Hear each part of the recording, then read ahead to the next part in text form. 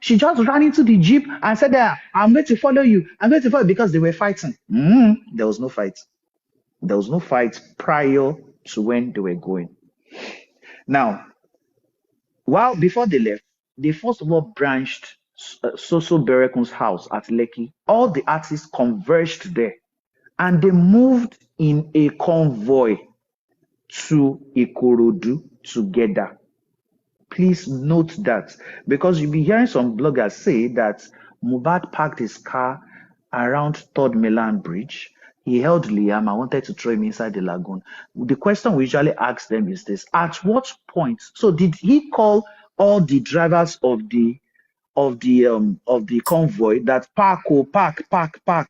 Because all the artists got to the venue the same time. So at what point did the jeep park? At no point. So we should all get this fact right. So he got to. There were little discussions in the car. In fact, there was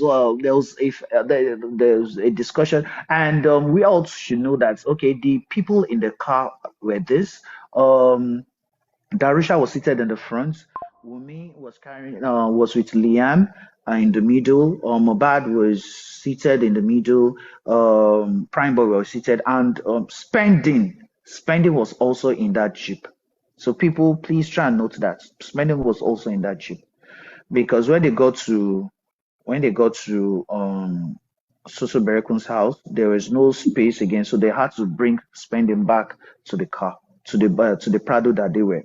So when they got to the show, this guy, there was enough drinks. We shouldn't hide the fact. Mbatu drinks alcohol. He drank Kenongbe.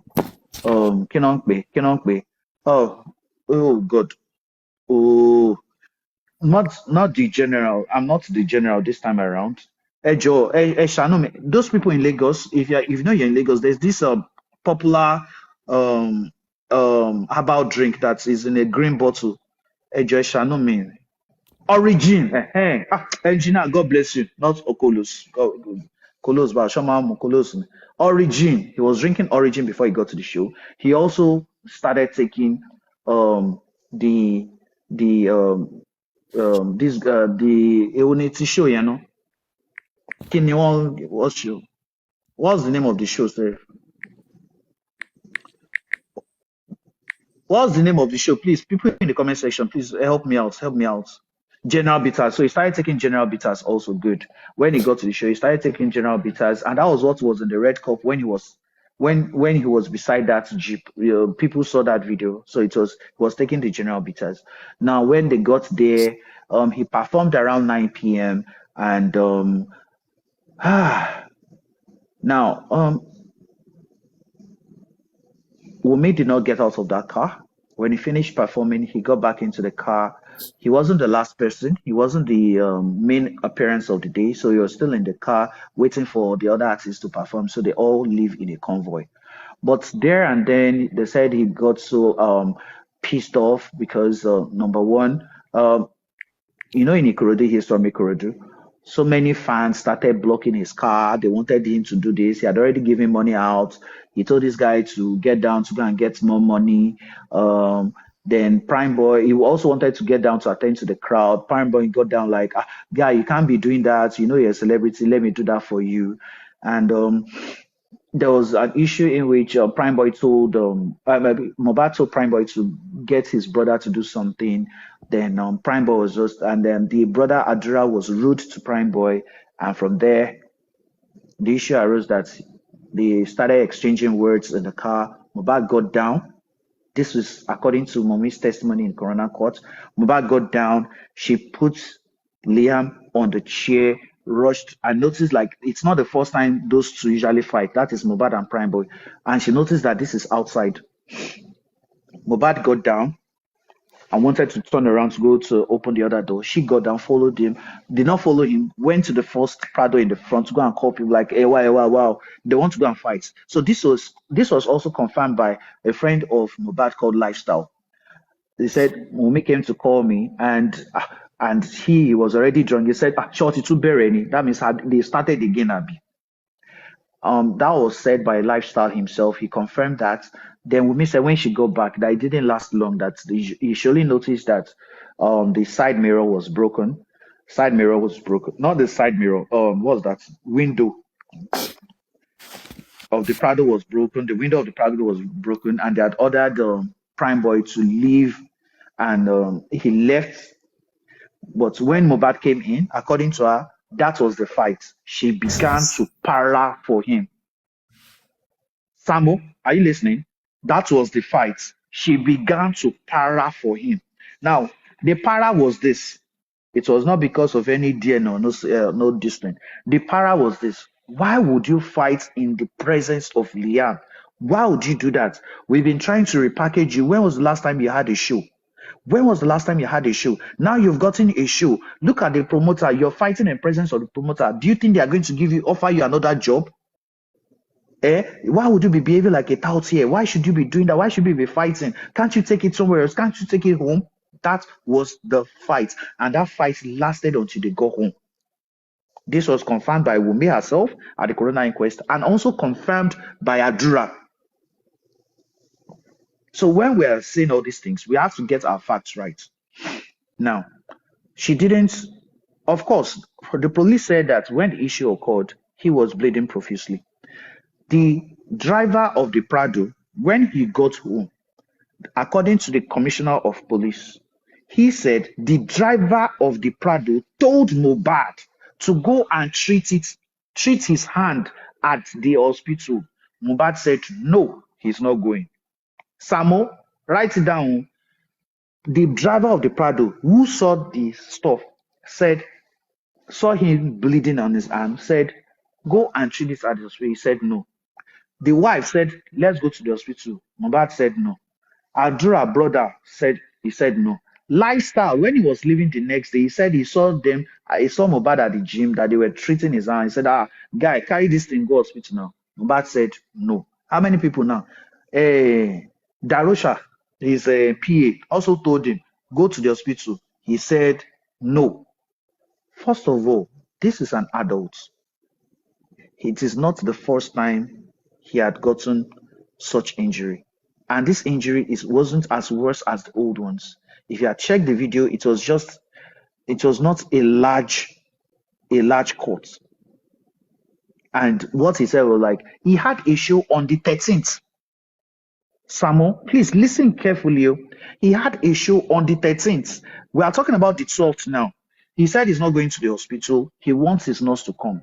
His nurse was called. His nurse said he's not available. Spending said, oh, he has a nurse.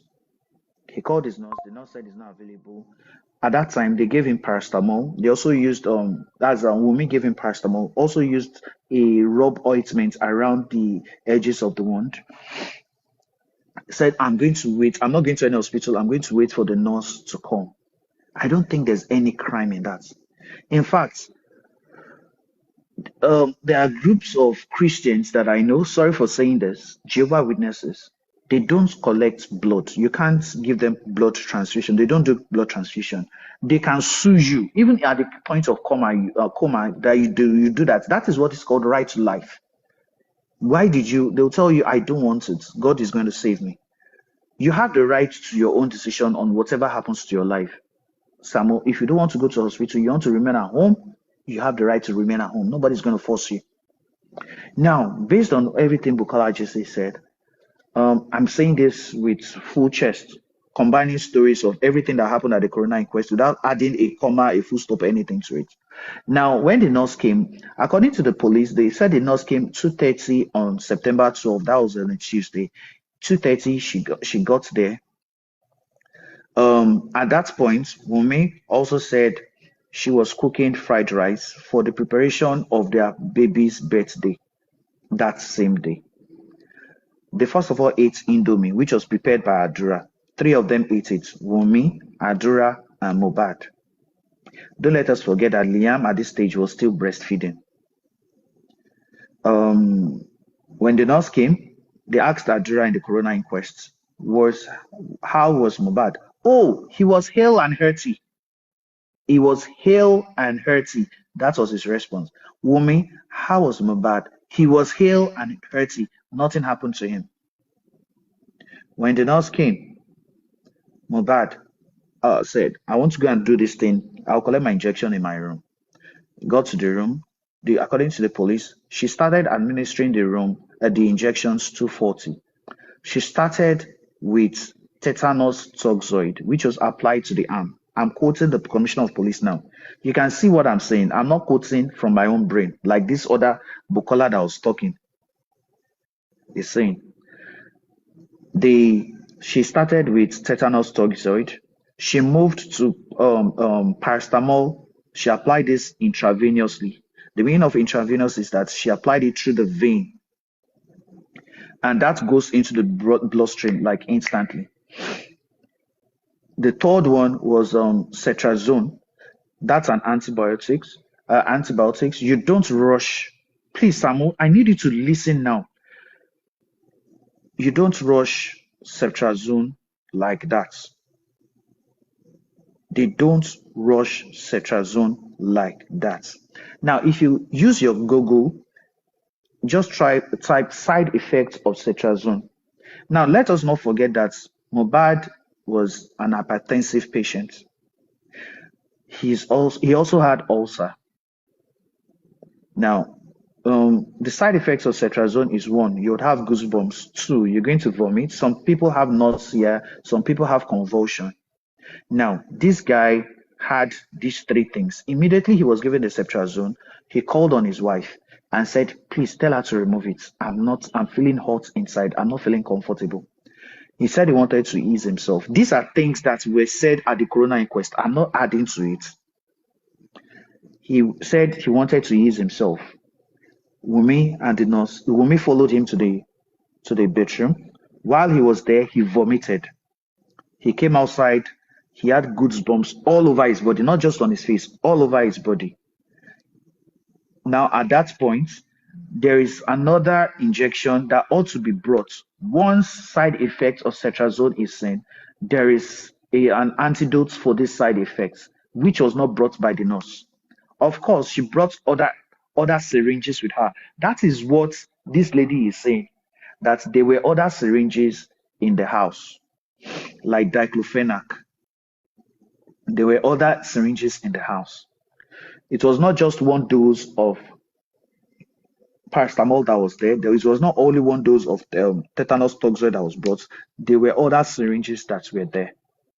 So when the other lady, that Bukola that was saying so many trashes, she wasn't there. She doesn't know about this. She's in UK. She has not visited the coroner inquest. So now we did Nigeria. We explain this thing to you very, very well. Now, immediately she noticed those goosebumps. She quickly went to the pharmacy around the house, not around the area. She went with the DJ. No, she went with the DJ. Now, while she was going, this guy started feeling internal heat.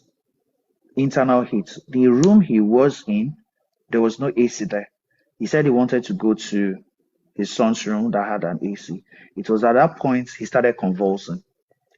They brought spoon as usual in Nigeria. If you start convulsing, some people will put hand in your mouth. Some people will put spoon.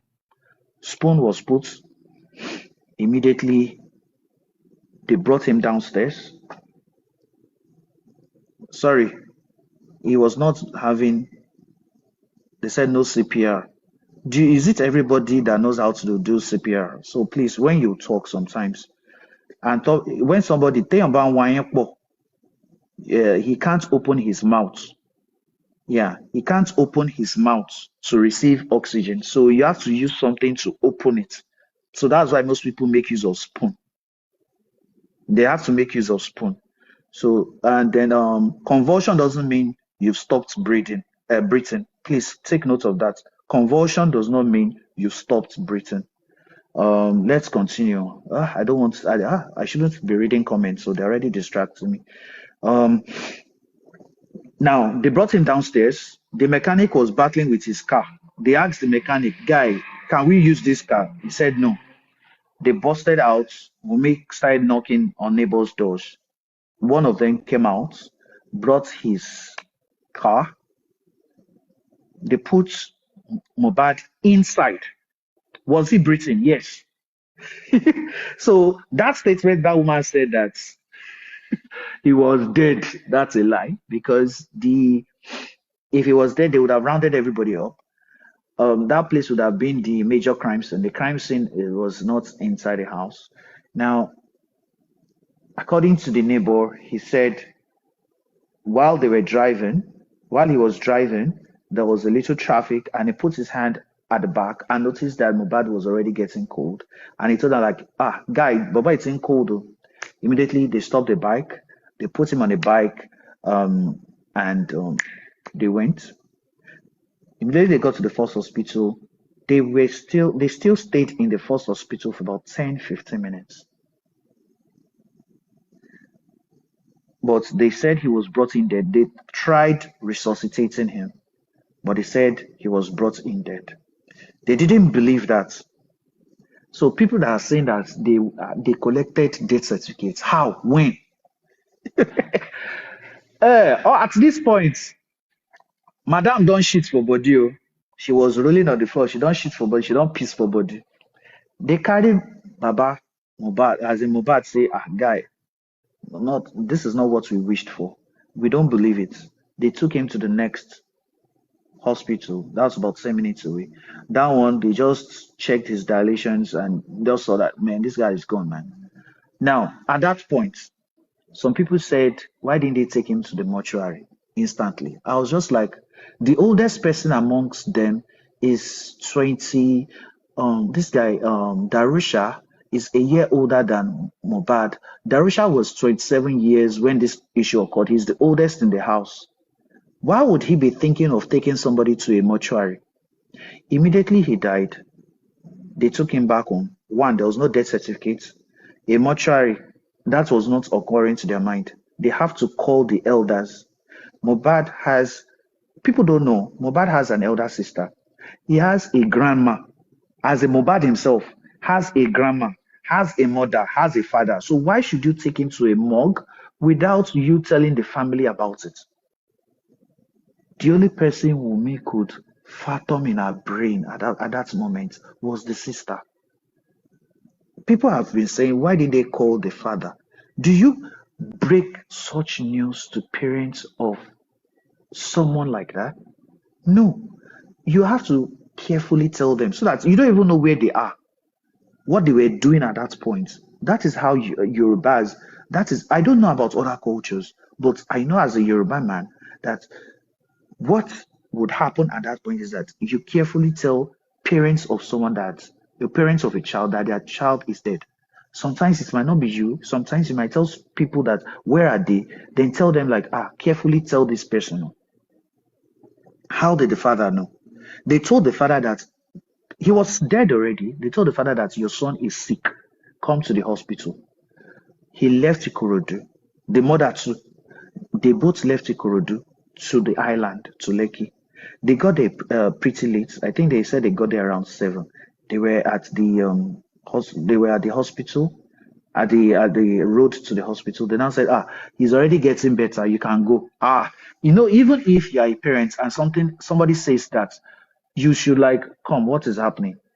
Then they told the mother that this is what happened. The father eavesdropped and heard immediately like this, bang. Baba went to the house. According to him now, according to Baba now, he said immediately he went to the house, he saw so many people there, about 100 people. That was how he said it. He said, I saw so many people. They said, who are the people? He said he met Zlatan, he met the lawyer of Mobad, he met the peer of Davido, he met several people there. He also mentioned some artists there. Then they said, okay, where was Mobad? They said they placed him at the staircase. It's a detached duplex, so the staircase is part of the living room. They took him, they placed him there, and they placed him there. He was with his I think boxers or so. Then he went upstairs. He said he saw a pool of blood, but weeks later we got to know that it wasn't a pool of blood, or his intention to go upstairs was not to even see anything, but to search for Mohbad's jewelries. He went upstairs to search for Mohbad's jewelries. That is what we got to know. He said he saw a pool of blood. Now, the question I usually ask someone is this.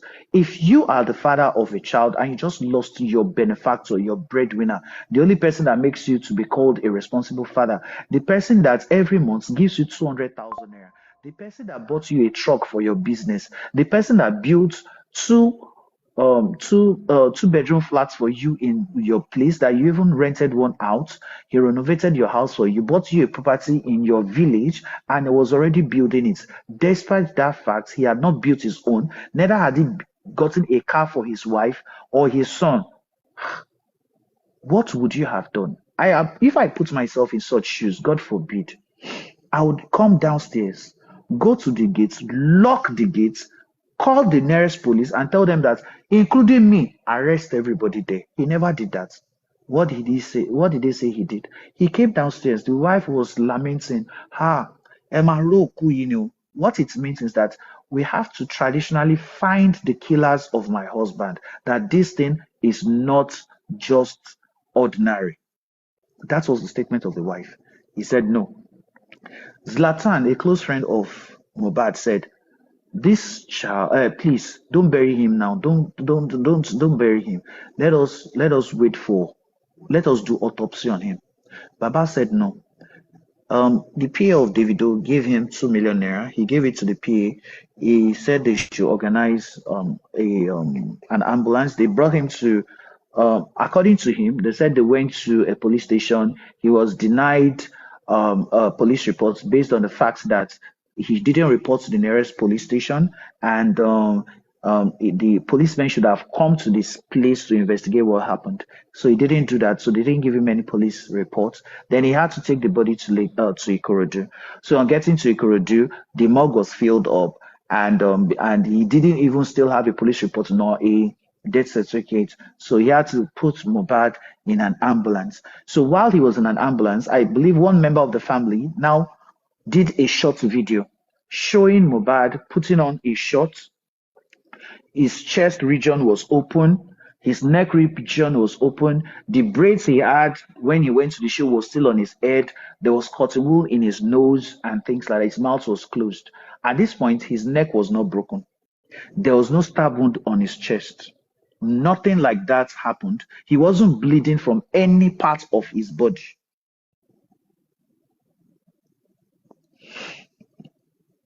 Now, the next day, Mohbad was buried based on instructions by his father.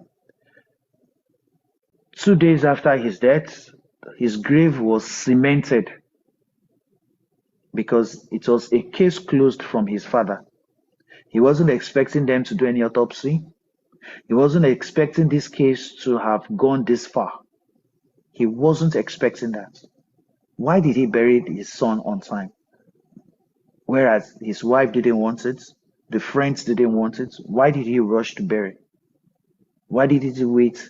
This guy is a celebrity. Why couldn't you wait for Nigerians to bury your son in a befitting way?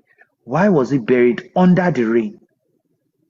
Samo, ask yourself, why was he buried under the rain? In a flooded grave. His grave had water inside while he was being buried. Of course, on September 21st, he was exhumed. Based on an outcry by Nigerians, but was championed by a famous celebrity called Iyabo Ojo, Antonto Dike, and some other activists. I'll call them activists. They went to the Commissioner of Police requesting this, and their request was heard. The police started investigation, exhumed his body, took him for autopsy. The incisions were made on his chest. Toxicology was done, and the result is what we still wait for. The toxicology is going to tell us the time of death, the cause of death, was he, and if what the NDLE did to him was, it would still be in his system. His liver is going to tell us that, and so many things. If there were incisions, if there was a stab wound, I believe the police would have arrested everybody in that house, but he wasn't bleeding from anywhere. So how come are people saying he was stabbed or he was strangled or things like that? But we do ask the question, why was his neck broken inside the grave, inside the coffin, while we had a video before he was buried that his neck was intact. Who did that nasty job? A girlfriend of Baba Mubad came out and said that it was when they were anointing him with olive oil that his neck snapped. That I don't believe. It happened somewhere. The person that constructed the coffin said they were requesting it in a hurry. They didn't even give him the specifications of the dead body. So he just gave them what he had. Have I added or removed anything? I don't know. But I believe I've done justice to everything that you clamor for. So in everything I just said, at what point would we say Wumi was guilty? Samo, I've been speaking for more than 20 minutes. In everything I've said now, at what point is Wumi guilty?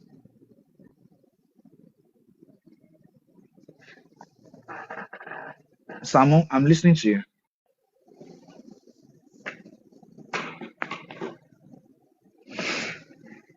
Hello, Samo. I hope I've not been talking to myself. Oh. My brother, this is deep. This is very deep. Like at this juncture, I don't even know what to say. Samuel, you know what? There are a lot of people like you outside on social media space that they don't even know your story, what is really going on.